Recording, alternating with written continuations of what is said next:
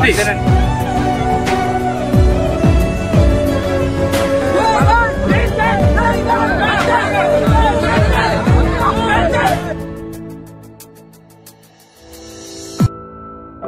నామానికి మహిమ కలుగును గాక.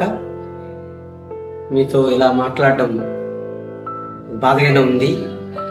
నాకు బాగా నచ్చిన సేవకుల్లో ఒకరు ప్రవీణ్ ప్రగడాల.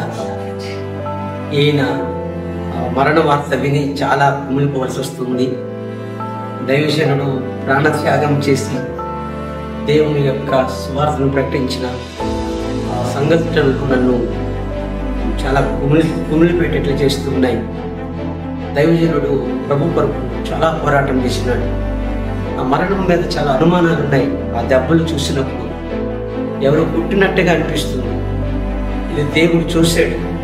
ఒకవేళ నేచురల్గా యాక్సిడెంట్లో చనిపోతే ఓకే, కానీ ఒకవేళ ఆయన మీద ఎవరైనా చేసి ఉంటారేమో, ఆ సృష్టికర్తని దేవుడు వదిలిపెట్టాడు వారిని. భూమి మీద వారికి చాలా శిక్ష వేయబోతూ ఉన్నాడు.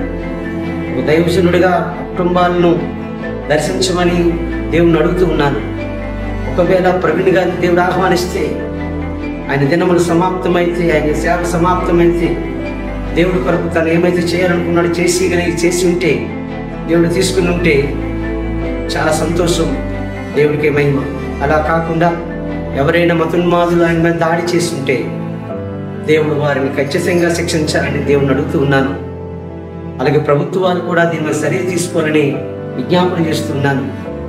దేవుడు ఉన్నాడు, ఆయన త్వరలో రాబోతూ ఉన్నాడు.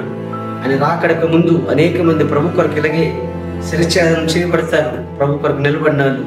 నేనంటాను, ఈయన నిజమైన క్రీస్తు రాయబారి. ఈ రాయబారిని మరొకసారి చూడలేము ఈ భూమి మీద. దేవుడు ఆ కుటుంబానికి ఆదరణ ఇవ్వాలని, ఆ కుటుంబానికి నెమ్మది ఇవ్వాలని మనసారా కోరుతున్నాను.